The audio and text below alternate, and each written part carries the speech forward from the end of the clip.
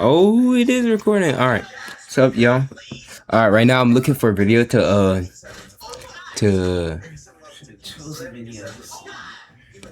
to record in or to react to, and right now I'm still debating. There's one that says Jake can't never leave Neverland, and I can prove it. I might watch that because Jake and the Neverland Pirates was tough as hell. Oh man, I don't know what to watch. Let me make my choice. Hold on. All right, I finally picked a reaction, bro. This time it's gonna be like an animation reaction. So hold on, give me a second. I gotta set that jump on. All right. This time we got it. All right, we watching Good Enough. No, the worst punishment in human history by Good Enough. It's Good Enough animation, chat. That's what I fucking put. I need to stop fucking calling it chat. It's good. Oh my god. Sorry. Y'all know what I mean, okay? We're gonna get it started.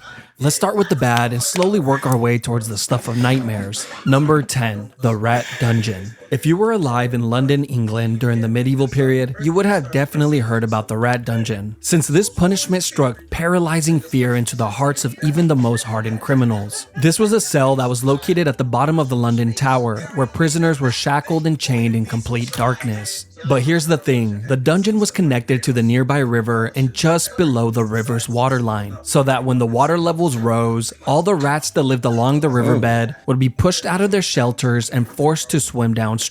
This would of course lead the hungry and angry rats towards the entrance of the dungeon, where they would then come face to face with the prisoner. But to the unlucky prisoner, he never actually saw anything, and all he would hear were the soft scurries of the rats' So it's pitch black and you have to hear that? GG's. feet entering the dungeon. And in a matter of minutes, these soft noises Can rats see in the dark?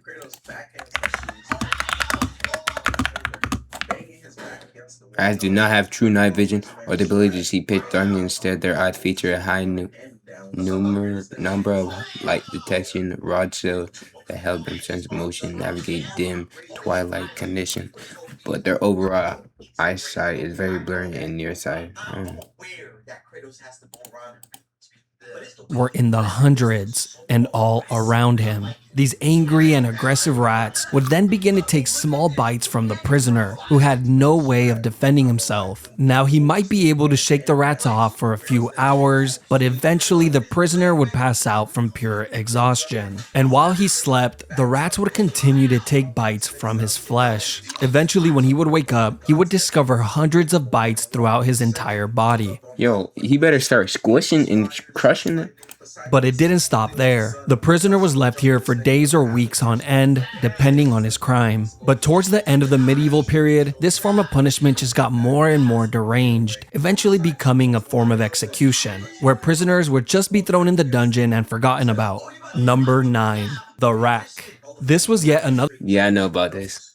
I think I saw this in history class where they would just strap someone all four limbs and then twist. Like, I think it was a form to making them speak up. I saw this in a movie too. punishment that took place in the London Tower. The rack was a torture device that was used in many places throughout history. This form of punishment was originally designed for getting a confession, usually from criminals, slaves, or prisoners of war. The device looked like a large ladder, but instead of secure steps, they would actually rotate like a rolling pin. You see, when a prisoner was placed on the rack, he would have his feet and wrists tied to a ratchet pulley system, where two legal officials would slowly tighten the ropes and locking them in place, placing an increasing amount of strain on the prisoner's shoulders, hips, knees, and elbows with every single turn. This was all done to get information, but of course, a lot of the times the truth was not accepted as reality, and the prisoner would then begin to say whatever he believed the officials wanted to hear. Sometimes it would work and the prisoners would be let go, while other times they would be tortured even more for lying. When the whole ordeal was over, prisoners were usually released with dislocated joints, but oftentimes they were left completely paralyzed. That was the case in England in 1447 when a 25-year-old girl named Anne Askew would be tortured on the rack for hours and hours on end and left completely paralyzed after all her joints were dislocated. She was then carried on a chair and burned alive at the stake. For what? All this because she read and memorized scriptures from the Bible, which she preached in private to a small group of women, which were the exact women she refused to name and expose during her torture. You see, during this time period, if you followed any religion other than the Catholic Church, you better not say a word to anybody, including your own husband, which was the person that turned her in. Snitch. Oh my god, bro. Her own husband? What a narc. Like, gang, what type of husband are you? Number 8. Keel hauling. This brutal punishment was carried out at sea on sailors who would steal or be violent towards others and would usually result in death. Keel hauling would start with a sailor having his arms tied with a rope, then looped around the entire circumference of the ship before being tied off to his feet. The sailor would then be thrown overboard while the group of men on board pulled on the rope to slowly drag him around the outside of the ship, including over the keel, which is how this punishment gets its name. But a lot of the times, the sailor wouldn't even have to worry about it, since they were dead before they ever reached it. Kinda just depends on how hard the guys on the rope feel like working that day. Not only would the sailors be drowning and getting their backs and necks broken on the keel, they were also getting sliced apart like a cheese grater by all the sharp barnacles on the outside of the ship. But if by some miracle a sailor actually happens to make it all the way around the ship without dying, one of 3 things will happen. 1. He would be sent for round 2, and for sure be dead by then.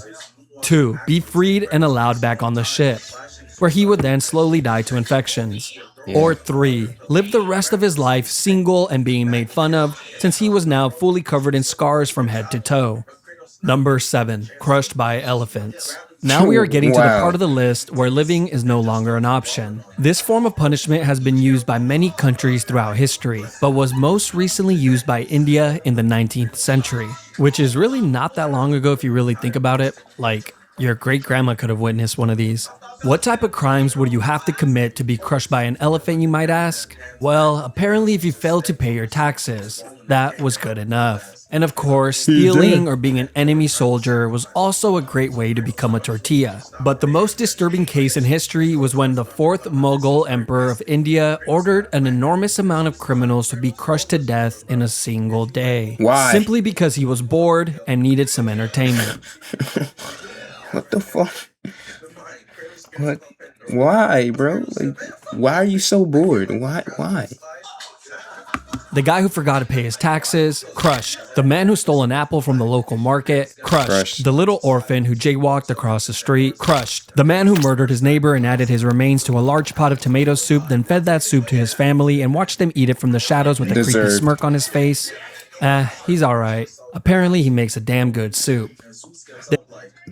When playing Fucking ad thing. games on PC, do you ever Hard back. There are a few ways that this public execution goes down, but one thing always stays the same. There's always a guy on top of the elephant controlling its every move. And this was very intentional, as this was meant to showcase just how amazing the ruling class were.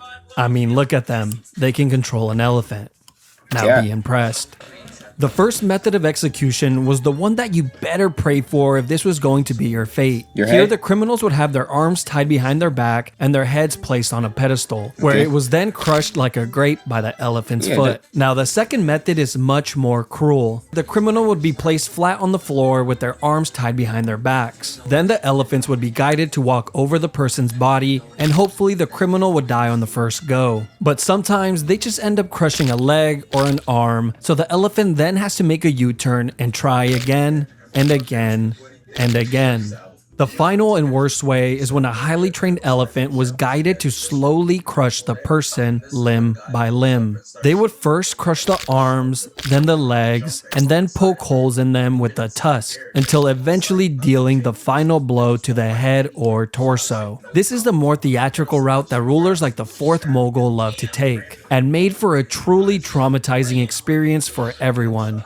Except for the 4th Mughal. He loved it. Number 6. Impalement. probably one of the grossest and most cruel forms of punishment on the list. This has been used by a few countries throughout history, but was most recently used in Egypt in the 17th century, usually against criminals that were highway robbers, grave thieves, or anyone who would try and start a rebellion. This punishment would start by having a criminal lay flat on their stomachs with their arms tied behind their back. They would then be sliced open with a razor to increase the size of their back door. And as soon as that incision was made, the cut would be lathered with paste to instantly stop the blood. They would then thrust in a long wooden stake that was the width of a man's arm. That face, oh my god, can that be a thumbnail? Which was sharply tapered on one end. They then begin to hit the wooden stake with the mallet, pushing it further and further in. And of course, the stake was greased up beforehand to make this process a lot smoother. And once the stake has popped out of the criminal's shoulder, head, or mouth, they were pretty much long gone. He is then planted next to a busy road, like a Halloween decoration, to remind everyone that this is what happens when you break the law. They will be left there for the entire day and removed the following morning before the body begins to stink. But wait, there's another version of this as well. You see, on some occasions, the criminals would only be impaled just deep enough to keep them in place, but not too deep that it would cause immediate death. They would do this by having stakes that had a seated position on them to prevent the person from sliding down any further. They would then be placed on a busy road where they would suffer for hours and hours, pleading to people walking by for help, until eventually succumbing to their wounds. Number 5. Poena Cullae. Poena Cullae is Latin for penalty of the sack. And that's exactly what it was, just a lot more terrifying and cruel. This was an exclusive punishment for anyone that would murder their own family members. This was first seen in the 2nd century in Rome, but would later be used by the Germans in the 18th century. This all begins with a convicted murderer being placed inside a thick leather bag. But just to make sure the man isn't lonely, they would then add a dog, a rooster, a viper, and a monkey. I don't know what these animals did to deserve this, but hey, at least the evil family murderer doesn't die alone. Once all the animals are added inside the bag, it is then sewn shut, creating an almost airtight seal. Now you would think this would be horrible enough, but no. This is just the beginning, because as soon as the bag is sewn shut, it is then tossed into the ocean. But don't worry, later on, these murderers would be given the option to either be placed inside the leather bag or be sent to perform at the Colosseum, where they can perform the act of being mauled to death in front of all of their loved ones and peers. You know, at least they had the option. Number 4. Rats. This is one of the most sick punishments in all of human history. Yeah, I know that. Yeah, I know that one. Trust me, I know that one. It was like the thing where like it put like a rat on someone's stomach, put the bone on it, light it up. The rat just burrows through that person's stomach and go through the back. Like, how does it not tear through the spine? Wow. And it involves the use of rats. I will cover 2 of them here as they are very similar. The first use of this form of punishment dates back to 1568 during the 80 Years' War. A Dutch leader named Diederik Sonoy would often use this method of punishment, which involved placing a rat inside of a clay bowl, then placing it topside down on a prisoner's stomach, chest, face, or groin. Then the back of the bowl would be heated with either a torch or some coals, causing the rat to go into a full-on panic, trying to escape from the heat. And its only way out was to burrow into the human. Once inside, it would continue to chew and tear apart whatever was in its way, desperately searching for a way out. Eventually, the rat finds its way out of the maze and survives. The same could not be said for the prisoner.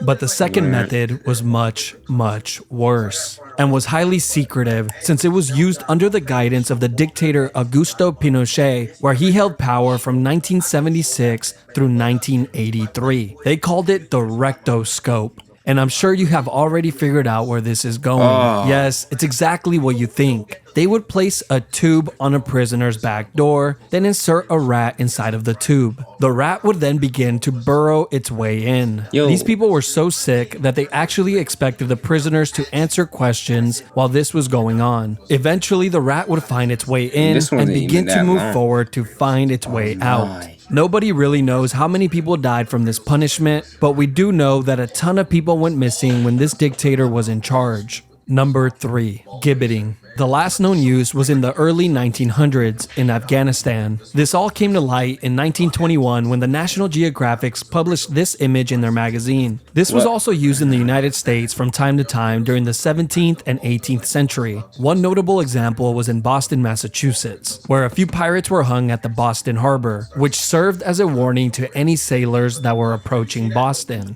Now let's talk about England, since they love this form of punishment so much. In England, this was used on traitors, murderers, pirates, and thieves. But after the year 1752, the Murder Act was passed, which required that all convicted murderers must be put to death by being publicly dissected or by gibbeting of some sort. And over 134 confirmed people met this fate. The most common form of gibbeting were actually cages, and they looked like this. It was an all-steel cage that was shaped tightly to the form of a human body, which was so tight that it would not allow the person inside to move. They were then hung 30 feet or more off the floor, usually on a public road or waterhole, to ensure that the most amount of people could witness this monstrosity. But I can only assume this was more annoying than anything, since every time you get thirsty and needed to fill up your container of water, you would have to deal with the dying man begging you for a sip. Over here! But the annoyance and torture of the public didn't stop there, because after the criminals would die in the cages, the body would be left inside to rot for years and years on end, with the locals complaining that the smell of death was so pungent that they couldn't even sleep at night. There's even been reports that some human remains stayed inside of these cages for over 20 years before a government official would finally remember to clean it out. Number 2. Scaphism. This was a form of punishment that was used by the ancient Persian Empire on anyone that would be convicted of murder. First, the criminal would be placed inside of a boat on their backs and tied down. The boat had 4 holes cut out so that the person's arms and legs would be outside of the boat and in the water. They were then force-fed large quantities of honey and milk until their stomachs were visibly full. They would then proceed to lather their entire body with the milk and honey as well. After all these steps were completed, he was then pushed out to the middle of the lake where he was completely like, how do they think of this? Like, what led to this thought? Like this torture would actually work? Like, I want to know. Exposed to the heat of the sun, but the sun would soon become the least of his worries. You see, the reason they fed him milk and honey was not because it was a great last meal, but because this combination causes a person to get extreme diarrhea, which mixed with the sweet honey attracts rodents, bugs, wasps, bees, flies, and whatever other animals live near the lake. After being tormented by the animals throughout the entire night, you would think that the daytime maybe gets a little better. No, because as soon as the sun rises the following day, the person inside of the boat gets another gigantic meal of milk and honey and an additional lathering. This would be done on a daily basis. So diarrhea, milk, honey, hell no. And they lather it on you. GG. Is to prolong the punishment for as long as possible. It was also well documented that the rodents would continuously attempt to burrow inside of the person through their back door. They were probably trying to get a head start on their next meal. A writer named John Sonaris wrote in great detail about one of these incidents. He would go on to say that it was one of the most horrid and cruel forms of punishment since it was terribly long and seemed to have no end in sight. He wrote about a man who survived for an entire 17 days before he finally died from his wounds. Apparently, the man spent his last few days with his entire face completely covered with wasps, and his flesh rotting away filled with swarms of parasites and worms, all while being covered in his own filth. Number 1. The oubliette. Oubliette simply means to forget in French. This was a punishment that was used in many places throughout history, including in the London Tower, which had a small and confined room called Little Ease. Not only was this room pitch black, it was also so small that prisoners could not sit, stand, or lay down while inside it, and they would be left in this uncomfortable position for days on end. One of the most famous oubliettes is not the one in the London Tower, but in the neighboring district of Warwick, Warwick, inside of Warwick Castle. Here, deep underground in the castle's dungeons, is a very small and narrow cell, completely made of stone, which has a metal door to close it shut. Prisoners were tossed inside of the cell and forgotten about, as the name implies. The prisoner would just have to sit there and wait for their inevitable death, which usually came in a few days from dehydration or starvation. Now, of course, this would be the best case scenario, because in reality, most of the time there would already be a rotting corpse inside of the cell to keep the new prisoner company. The previous occupier of the cell would serve as a daily reminder of his upcoming fate, but that's not the only companions that he will have, since the underground dungeons are completely infested with rats that have developed a taste for human flesh. But wait, there's more. These oubliettes existed what'd in it say? a taste What for is it? human flesh. But wait, Buy one, get one. 1% off. Okay. there's more. These oubliettes existed in many of the castles throughout Europe, and in recent times they have actually discovered these dungeons with dozens, if not hundreds, of human remains inside of it, as proof that they were hardly ever cleaned. Like in Leap Castle of Ireland, where in 1900, during the castle's renovation, a worker found a small opening behind a wall inside of the chapel. This hole had an 8-foot drop that led to a large oubliette, and what the worker found inside shocked him, since it was filled with so many skeletons that they needed multiple cartloads to clear it all out. But just when you think this section is over, it just keeps on giving. You see, there's been many stories of men who have been placed inside one of these dungeons and kept alive for years and years on end, surviving off crumbs of food and minimal amounts of water, prolonging their inevitable demise for as long as humanly possible. These cells were sometimes even placed on ground level so they can hear the voices and laughter of the people outside, an experience that they will never get again in this lifetime. Well, that's basically it. The worst tortures. No, the worst punishments in human history. That was actually horrible. My bad. I was low key looking at my phone a good amount of time, if not 99% of the time. But like, holy shit, this goes to show how terrible humans can be, bro. Like who thinks of this? That's like, how sick in the mind can you be to think of all this? Like raw torture, bro. This is something that went through a human's head. Oh, let's put a rat on someone's stomach, put a bowl on it, and light it on fire. And then the rat was just going. How do you know the rat is gonna do that? Like what do you do so you can think of that? Like, I don't know. Put y'all thoughts in the comment, bro. Like and subscribe and tell me. Well, just tell me y'all opinion about it.